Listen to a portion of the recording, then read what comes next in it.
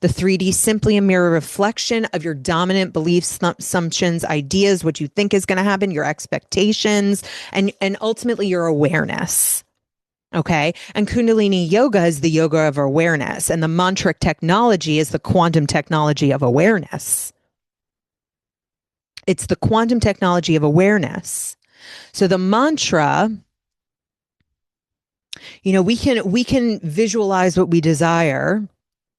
We can make a decision and a command. And we can keep making that decision and command. And I'm not here to say like we need to keep looking for things to heal. And if something's not happening, we must be blocked. And, if this is an experience that keeps happening, we're blaming ourselves and we're ashamed of it. And why do we keep doing this and thinking that we've got more work to do? Okay. Because then you're in your cycle and then you're just going to keep creating that you're blocked, that there's more work to do, that there's more healing to do, that there must be something you're missing, that maybe you didn't learn it yet, that you still have to learn this lesson or whatever it is, or where is this coming from? And I'm not saying also that it doesn't serve you to look within just to see like where's this coming from? Where's this coming from? What's the root of this? What's the root? Mul is the root. What's the root of this experience? What's the root of this belief? Where did this come from? And we're not spending all this time on it, but we're just saying, okay, well, what if I didn't believe that or put my belief in that or put authority into that? What if I was deciding I'm not a victim of that? This thing happened. Okay. This thing happened a million times. This is the way it's always been. Okay. I can just choose differently. I don't have to stay there. I don't have to agree with it anymore. I can just decide that I don't agree with that I don't subscribe to that. So we don't have to be afraid. We don't have to be like deep digging in our subconscious all day, because we're all that is. And when we're all that is, that means our subconscious and our unconscious and our conscious that's all part of us too. Why would we be afraid of it? It's part of us. It's if we're giving authority to it and we're allowing it to dictate our experience when it's something that we no longer wish to experience, that we're then being a victim of our own, like we're just in our own demise. Okay, so the mantra is a technical tool to not simply command the mind, but to connect and integrate and really just like envelop ourselves to the absolute highest, most spiritual version of self. And it's the true self, the real self before.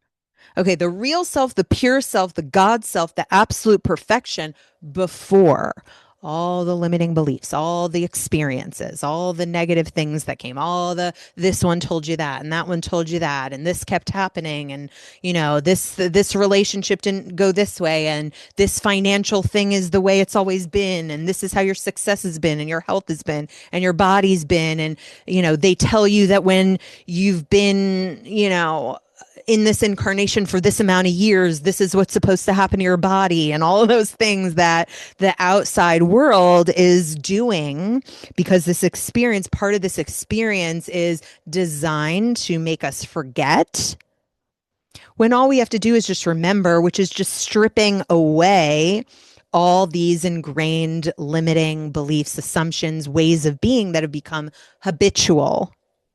It's just become a natural way of being. You naturally think about this thing all the time. You naturally worry about XYZ. You naturally think this or that.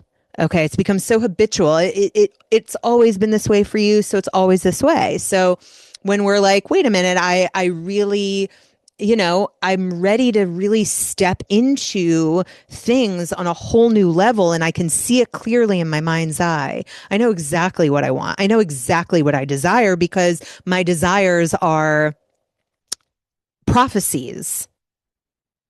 Okay, whatever I desire, whatever I can see, it's if it's something that I want, it's meant for me to have, or I would have thought of it in the first place. So everything that I need in order to experience that thing already exists within me because I'm all that is. But I've just been so used to it being a certain way that even if I can see it and I need to keep seeing it and experiencing it within my mind, within my heaven, so that I can be accustomed to the experience and give myself the experience and understand the fulfillment of that experience, so that as it then would mirror, reflect in my external world, it's normal, it's natural, this is old news already.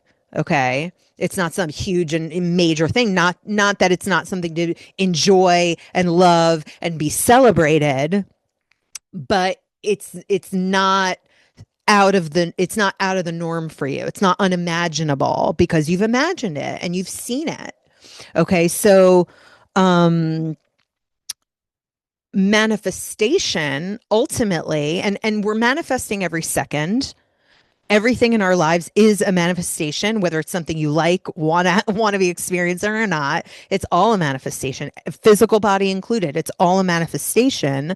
So when we want to be creating consciously the experience that we desire to be having, we have to shift our awareness from the lack of having it, the limitation that we've thought is involved, any limitations that we think there are, any red tape, any blocks to having it. I can't, I have to do all of these things. I have to prove myself to have it. I have to earn it. I have to go through all these hoops to have it. I have to heal this first. I have to look this way first. All of those things, okay, that we're always aware of. We just keep creating what we're aware of. So we have to initially, when we really want to change and shift something, we have to be a little diligent. Okay. We have to be very diligent and sort of like mental diets and very disciplined about where's our awareness right now. Okay. Because we understand that whatever my awareness is on, that's what I'm going to get more of. So then we have to put ourselves in a position of, here's the identity that I want to be, do, and have. Here's me. Here's the version, my ultimate version, where I have it all. I am it all. I'm being it all. Okay, it's the ultimate dream version of myself that I can see myself there. I can mentally, I can go in, I can experience it. I feel it. I know it. It's mine. Well, what is that version of me aware of? Is that version of me aware of what I've always been aware of? Or do you think differently? Do you act differently? Do you move differently? Do you maneuver differently? Do you respond differently? What is the identity? What is the underlying behavior? Total, like, the whole picture of that identity. Um, you know, and so the ultimate creativity of God is that you already inhabit all of those qualities. You already inhabit that. You're not manifesting something. You're not pulling something in from the outside. You're not looking to the external world for validation, for proof, and to bring you something. You're not magnetizing the thing to you. Everything is already there. It already exists. You just have to see it. You just have to forget about everything that's in the way of it. Okay, so the mantra goes in the system, and it not only clears all that stuff out, but it puts you in the position and the vibration and the identity of the ultimate highest grandest, infinite, limitless version of God that you already are, that is already the wealth, that is already the prosperity, that is already the love, that is already the perfect, vibrant, beautiful health, that is already the utmost creativity, that is already everything that you could ever desire to be, because you are already everything you desire to be. You already have it all within you right now, already experiencing everything you could ever want to experience already right now with you. You just have an idea that you're not it and that you're lacking something and that it's not there and you can't see it. And you need to see it to believe it in order understanding you're God, you're the creation of everything.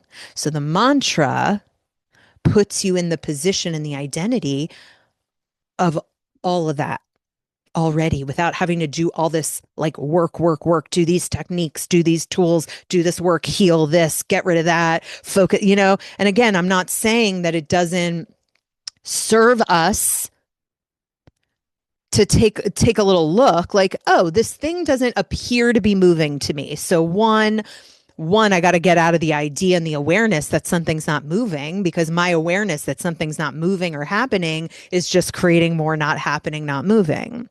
So I got to understand that. And then I have to say, is there anything like, am I holding on to something that I don't need to be holding on to? Is there an experience or something there that I'm relating to that I'm thinking is true, that I just need to like do a little like, oh, no, I don't believe that anymore? Is there, if you've never really gone deep within, you know, and you've always had an issue in this, in some area of your life, if you've never done it before, you want to go back to like point zero of, you know, where did that thing start? Where'd that thing start? What was the experience I had that told me that that put this belief there? Okay. And I don't have to like change it. I don't have to revise it. I don't have to do any of that. I could just be like, hey, that thing happened and I love and accept and forgive myself. Like, you know, like everything's made me who I am today in one way or another. And I could put sort of the gift, whatever gift that that thing gave me in the end, that's what I'll latch on to. But I'm not putting it, you know, I'm letting go of that hold on me, because again, I'm being in fate. I'm being in victimhood. I'm giving some experience, something that doesn't even exist anymore, except in my consciousness, power over me. Okay, so God is all that is. The Mool mantra contains everything.